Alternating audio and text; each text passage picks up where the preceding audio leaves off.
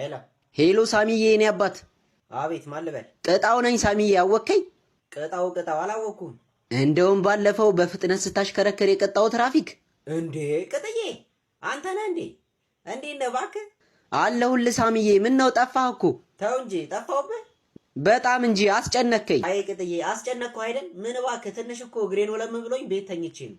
እኔን ይወልምመኝ ሳሚዬ ምን ነካብኝ? ካልሆነ አንዱ ለቅቅል ይዤ መጥቼ ልጠይቅህ እንዴ? መግዣ ብሩን ላክልኝና። አረ ይሻላል ችግር የለውም። ይኸው ቅቅልማ አሁን ሚስቴ ሰርታልኝ እየበላው ነው ማወራ። አረ እባክህ መረቅ አለው እንዴ? መረቅ ቢሉ መረቅ መሰለ። ሆዴን አስጮክው እንትን። አይ አሪፍ ነው። እና እኔማ መንጃ ፈቃድ ልመልስልህ ብዬ ነበር የደወልኩት። አይ እስኪ ቅጣቱን አልከፈልኩም። ሄጄ ልክፈልና በዛው ወስዳለሁ ብዬ እኮ ነው። አረ እንዲህ እግርን ተሰብረህማ አትሰቃይ። ወይ እኔ ልክፈልልህ ብሩን ላክልኝና አካውንቴን ልላክልህ። ማለት የምን አካውንት ሳሚዬ? ቲክቶክ አልልህ መቼም የንግድ ባንክ ነው እንጂ።